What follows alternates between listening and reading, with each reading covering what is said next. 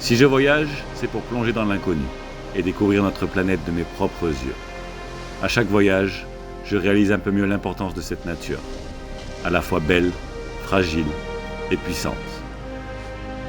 Et s'il y a un endroit où la nature exprime vraiment sa richesse, c'est bien la forêt tropicale. C'est le poumon vert de la planète, un paradis terrestre peuplé de milliers de créatures fascinantes. Alors après plusieurs mois d'hésitation et de recherche, j'ai décidé de me lancer dans cette nouvelle aventure.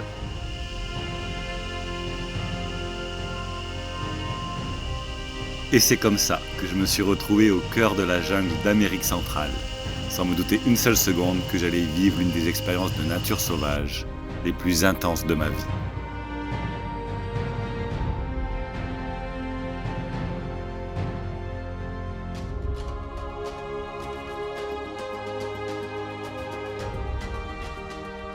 J'ai beaucoup marché, transpiré, attendu, observé.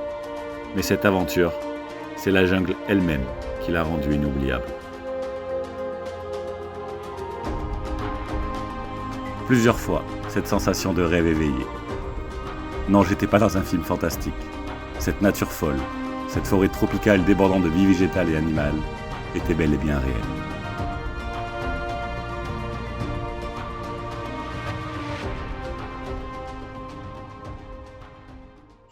Bonjour à tous, dans cette nouvelle vidéo, je vous emmène au cœur de la jungle du Costa Rica.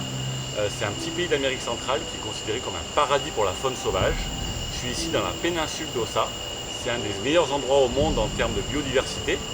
Et donc on va partir en immersion dans la forêt tropicale. Et je vais essayer de vous montrer des espèces incroyables comme le tapir, le paresseux, le toucan, le crocodile ou même les singes araignées. C'est parti!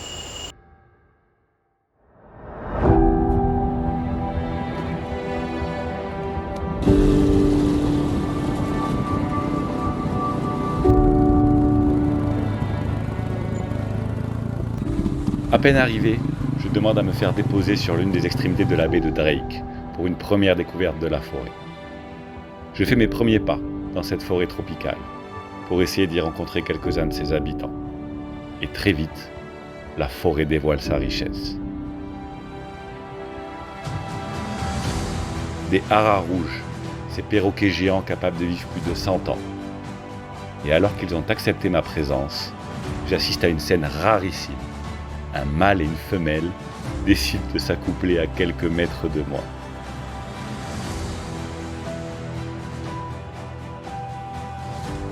Je les laisse à leur intimité et je reprends ma route. Et alors que le soleil baisse sur l'horizon, une autre surprise m'attend.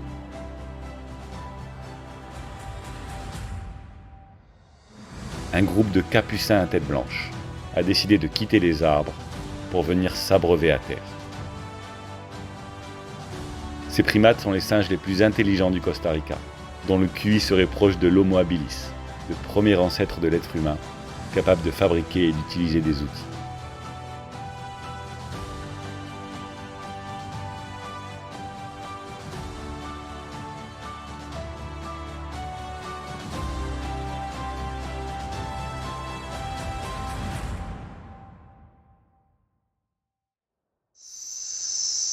La jungle est maintenant dans le noir, et accompagné d'un guide, je pars à la découverte du monde nocturne qui s'éveille.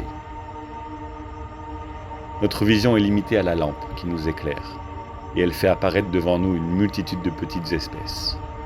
Toutes sont presque immobiles devant notre lumière. Des grenouilles et des crapauds, si nombreux qu'il faut se concentrer pour ne pas marcher dessus par erreur.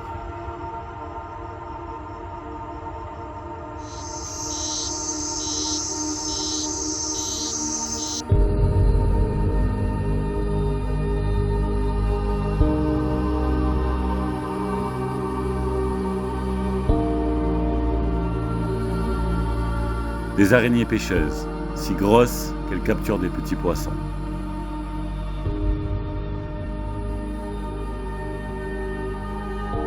Et des serpents, certains inoffensifs et en quête de grenouilles à avaler, d'autres redoutables, comme le fer de lance, le serpent le plus dangereux du Costa Rica, dont la morsure est souvent mortelle pour l'homme.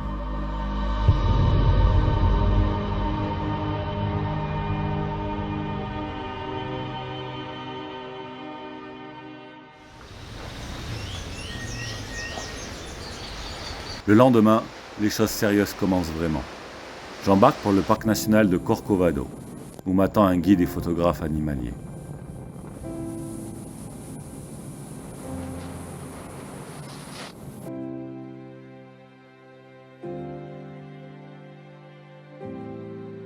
Et dès les premières minutes, les rencontres animales s'enchaînent. Un serpent-tigre, non venimeux, mais à la taille impressionnante, se balade dans les racines du bord de plage.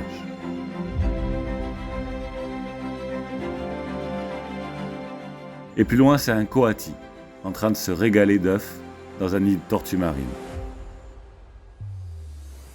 Ici, les animaux sont difficilement effrayables. La chasse est interdite dans tout le Costa Rica et les animaux n'ont pas appris à avoir peur de l'homme.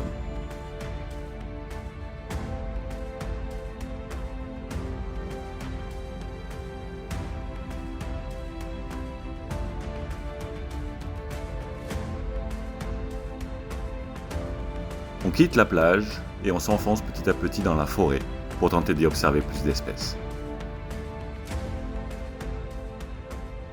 Alors pour vous donner une idée de l'ambiance ici, il fait super chaud, on est très vite en sueur. Ce qui est le plus impressionnant, c'est vraiment le bruit de la jungle. Tout autour de nous, il y a des bruits partout. Donc les bruits des insectes, les bruits des oiseaux, les bruits des singes. Ce qui est vraiment difficile, c'est de réussir à trouver les animaux dans ce mur de végétation. Il faut à la fois regarder à nos pieds, sur les côtés, loin devant nous, haut dans la canopée. Et heureusement, avec moi, j'ai Henri, qui est un spécialiste de la faune du Costa Rica, qui va m'aider à trouver toutes ces espèces.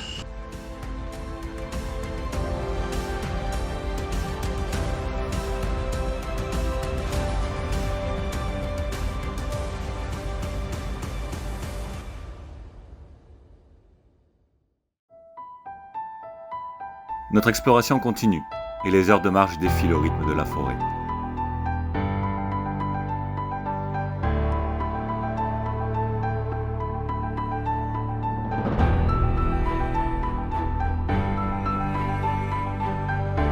On progresse dans la végétation épaisse et alors qu'on entre dans une clairière, une odeur puissante se fait sentir. D'un coup, on se retrouve face à face avec une harde de 200 pécaris, une sorte de sanglier sauvage. Avec leurs canines aiguisées, ils peuvent charger à tout moment. Ils se rapprochent en claquant des mâchoires. Mon guide me dit qu'il va falloir peut-être grimper dans un arbre en urgence. Après quelques minutes de tension, et alors que nous nous faisons le plus discret possible, la harde continue finalement sa route.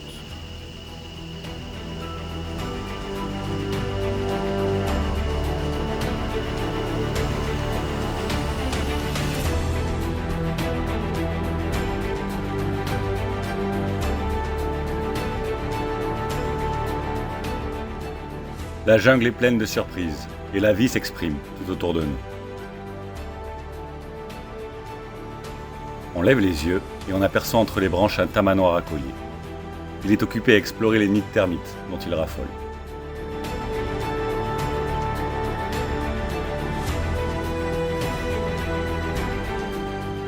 Puis ces deux tamanoirs ensemble, occupés dans une session de jeu et de lutte, un événement rare, qui est aussi une première pour mon guide Henri, pourtant habitué des lieux.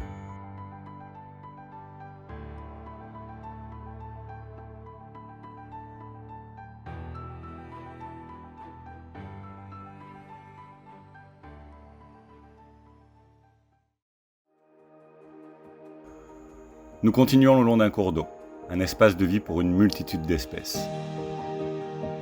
Martins chasseurs, hérons, crocodiles et caïmans y ont trouvé refuge.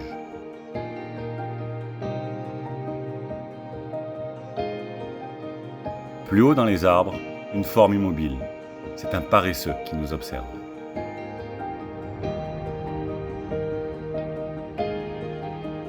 C'est ensuite un groupe de singes écureuils qui passent de branche en branche à côté de nous.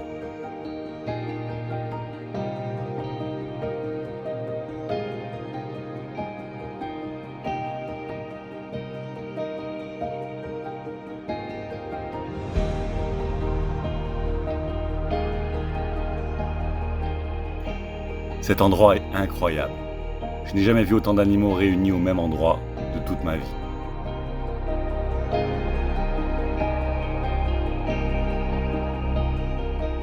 Et alors que la journée touche à sa fin, on se retrouve nez à nez avec le plus gros mammifère d'Amérique du Sud, le tapir.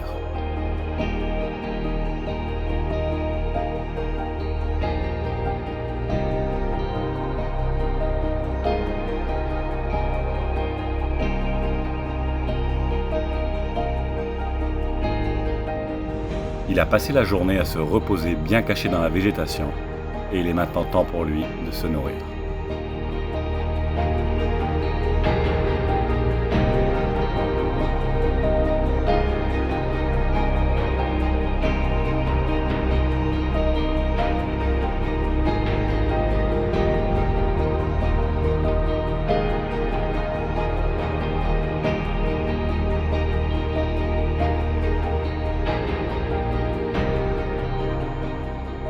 Et alors que la nuit tombe sur la jungle d'Ossa, je sais que demain, une nouvelle étape m'attend.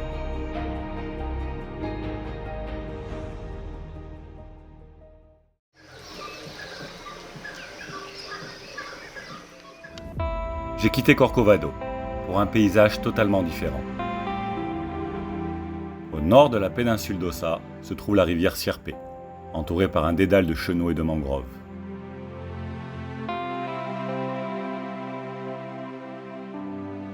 Avec un petit bateau à moteur, on part explorer cette zone humide, paradis des oiseaux et des iguanes.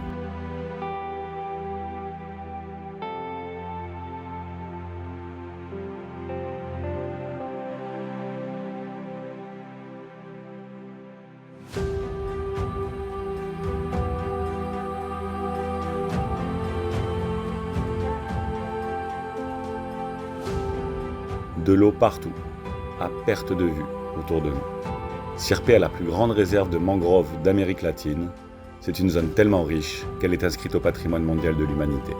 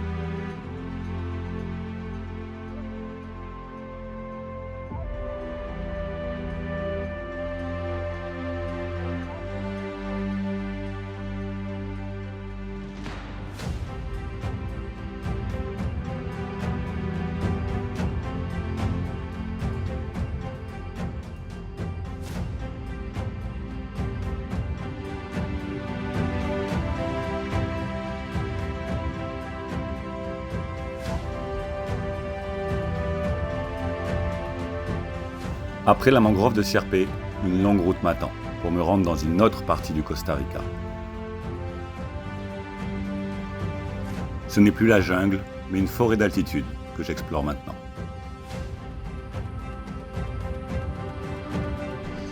Alors, changement de décor, on a quitté la péninsule d'Ossa et on est maintenant dans la forêt des nuages de Dota.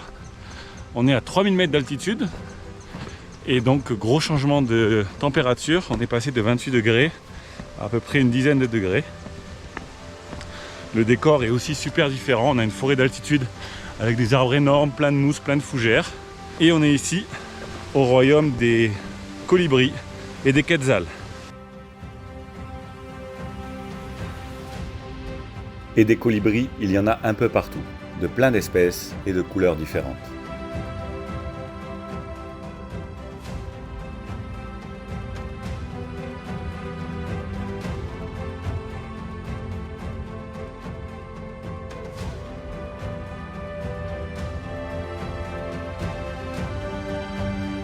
C'est impressionnant de voir ces minuscules oiseaux capables de voler sur place et même en arrière pour aller récolter le nectar des fleurs.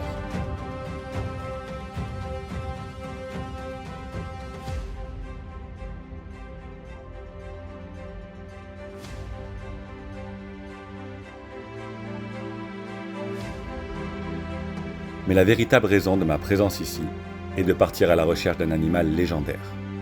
C'est le quetzal, l'oiseau sacré des Aztèques et des Mayas, qui était pour eux l'incarnation du dieu Quetzalcoatl, le dieu serpent à plumes.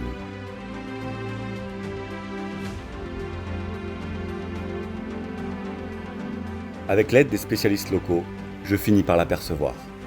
C'est d'abord une femelle, cachée dans la végétation.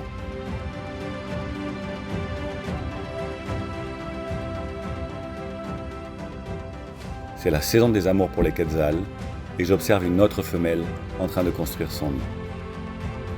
Puis c'est un mâle, magnifique, avec ses immenses plumes turquoises.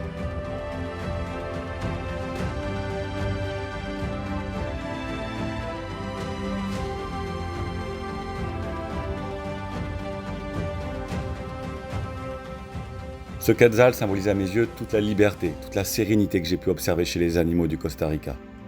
Ce pays est un véritable paradis pour la nature sauvage et je le quitte avec les bruits de la jungle plein la tête.